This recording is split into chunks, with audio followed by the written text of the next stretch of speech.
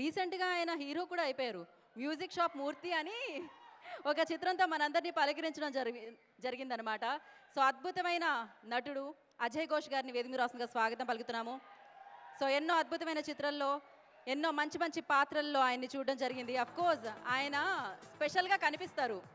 వేదిక మీదకి వస్తున్న ఏ ఫంక్షన్కి వచ్చినా కూడా అలానే స్పెషల్గా మనందరినీ అలా మ్యాజిక్ క్రియేట్ చేస్తారు ఆయన పర్ఫామ్ చేస్తూ ఉంటే. చూసారా? సో స్వామినాయుడు గారిని బొకేతో స్వాగతించవలసిందిగా కోరుకుంటున్నాము. అఖిల భారత చిరంజీవి వ్యవస్థాపకులు స్వామినాయుడు గారి చేతుల మీదుగా బొకేతో వారిని స్వాగతించవలసిందిగా కోరుకుంటున్నాము. నమస్కారం అజయ్ ఘోష్ గారు. ఎట్టా ఉండరు స్వామి? పండగ ఈరోజు కదా. అయితే నాకొక్క 5 నిమిషాలు టైం ఇస్తే మీతో నేను మాట్లాడాలి. కొంచెం ఖచ్చితంగా మీతో మాట్లాడడానికి ఈరోజు వచ్చాను నేను అడిగి.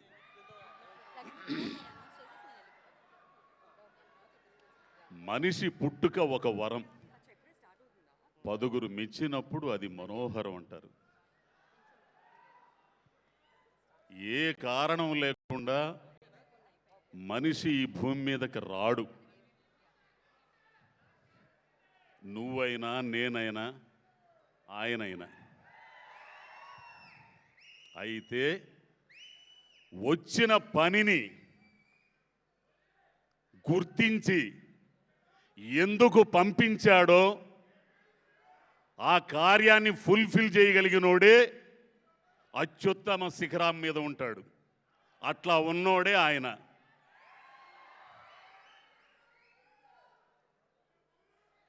అయితే ఆయన మామూలు మనిషిగానే వచ్చాడు. ఎవరో తెలుసా? నటరాజ స్వరూపం అది, నటరాజ అంశ. ఆయన ఆంజనేయ భక్తుడైన ఆంజనేయుడు కూడా శివుడే. మానవ రూపంలో వచ్చినప్పుడు మానవుడు పడాల్సిన కష్టాలన్నీ పడ్డాడు. ఒక్కసారి రివైండ్ చేసుకుంటే ఈ రోజున మెగాస్టార్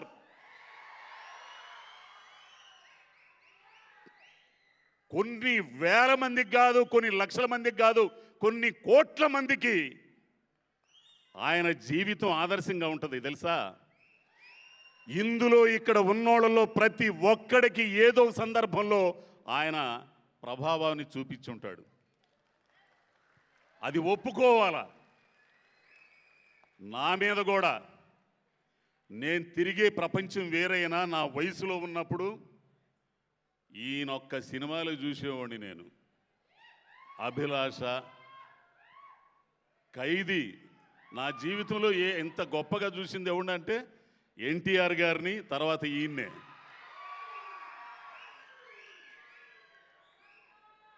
అయితే ఆయన ఈ స్థాయికి రావడానికి ఆయన ప్రయాణం ఉందే, దాన్ని గుర్తు చేసుకోవాలి మనం. ఎన్ని ఆవేదనల రాత్రులు, ఇన్ని క్షోభ కలిగించే సంఘటనలు, ఎన్నని చెప్పాలి. ఎత్తులు పల్లాలు కష్టాలు ఎన్ని దాటుకుంటా ఒక్క రోజులో రాలా ఆయనకి సక్సెస్. ఇన్ని కోట్ల మంది అభిమానుల్ని సంపాదించుకునే ఆ శక్తి ఒక్క రోజులో రాలా. ఆయన దైవాంశ సంభూతుడైన మనిషిగా పుట్టాడు కాబట్టి ఇన్ని కోట్ల మందిని రంజింపజేయడానికి, ఆహ్లాదపరచడానికి ఒక కార్యక్రమం మీద వచ్చాడు కాబట్టి ఆ స్థాయికి చేరుకోవడానికి మానవుడు పడాల్సిన కష్టాలన్నీ ఆ శివుడు రూపంలో ఉన్న ఈయన పడ్డాడు.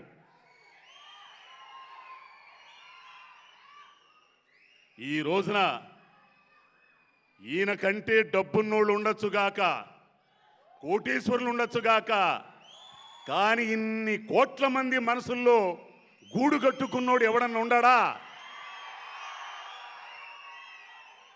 ఆయన వచ్చిన పని పూర్తి చేస్తున్నాడు. ఇప్పుడు ఇంకా పూర్తి చేయడానికి అప్పుడు ప్రజా రాజ్యం నుంచి ఒక్క అడుగు వెనక్కేశాడు. ఆ కార్యాన్ని ఫుల్ఫిల్ చేయడానికి అక్కడ ఉన్నాడు.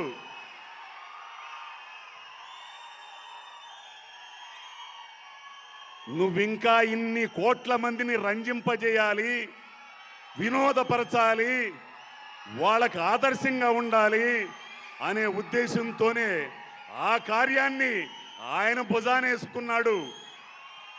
ఎంత కష్టపడ్డాడో, ఎంత చెమటోడ్చాడో, కోట్లు సంపాదించే అవకాశం ఉన్న తృణప్రాయంగా వదిలిపెట్టి ఎవరి కోసం వచ్చాడు?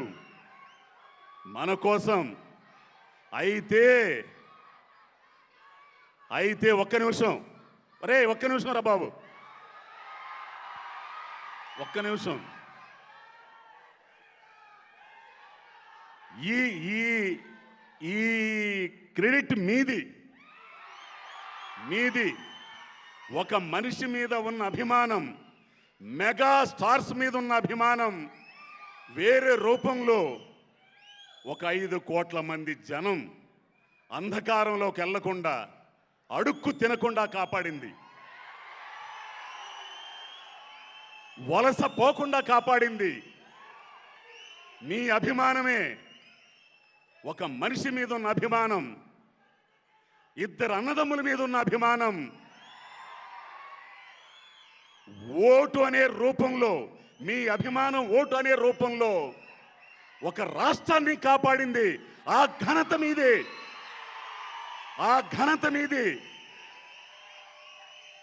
అంత ఘనత కూర్చడానికి, ఆ శక్తి రావడానికి మీకు మూలం ఈ మనిషి చేరుకోవలసిన స్థాయిని చేరుకున్న తర్వాత తనని ఈ స్థాయిలో పెట్టిన జనం కోసం ఎన్ని కార్యక్రమాలు చేస్తున్నాడో నేను చెప్పాల్సిన పల్లె. అభిమానులకు మీ అందరికీ తెలుసు. మీలో రక్తదానం చేస్తున్నారు, నేత్రదానం చేస్తున్నారు. ఇండస్ట్రీకి వచ్చేసరికి కరోనా టైంలో ఎవడు చేయని సాహసం ఆయన చేశాడు. కార్మికులకి ఎంత సాయం చేశాడు. ఇయే కాదు, ఎన్నో రకాలుగా ఆయన ఎందుకు వచ్చాడో ఈ భూమి మీదకి ఆ కార్యాన్ని నిర్వర్తిస్తున్నాడు. అయితే ఇప్పుడు మీతో నేను మాట్లాడాలనుకున్నది ఒకటి. ఒక మనిషి జీవితాన్ని మనం ఖచ్చితంగా ఆదర్శంగా తీసుకోవాలి. ఆయన అభిమానులు అంటే మనం కూడా ఈ భూమి మీదకి ఎందుకు వచ్చామో గుర్తించి ఆ కార్యాన్ని ఫుల్ఫిల్ చేయడానికి మీరందరూ సిద్ధంగా ఉండాలి. మీ జీవితాల్లో కూడా ఆయనంత స్థాయికి చేరుకోలేకపోయినా ఒక స్థాయికి చేరుకోవాలి. తల్లిదండ్రులు గర్వపడాలి, సమాజం గర్వించాలి, సమాజం పురోభివృద్ధి కావాలి, దేశం పురోభివృద్ధి కావాలి. అప్పుడే ఆయన మీద ఉన్న అభిమానానికి సరైన నిర్వచనం. అదే ఆయన కోరుకునేది. ఆయన కలలుగంటుంది కూడా అదే.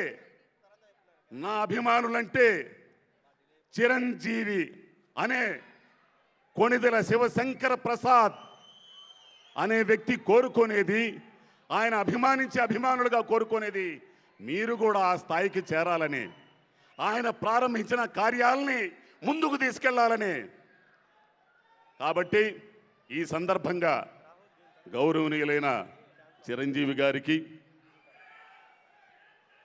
ఆ శివుడికి, శివస్వరూపానికి పుట్టినరోజు శుభాకాంక్షలు. మీ అందరికి కూడా శుభాకాంక్షలు.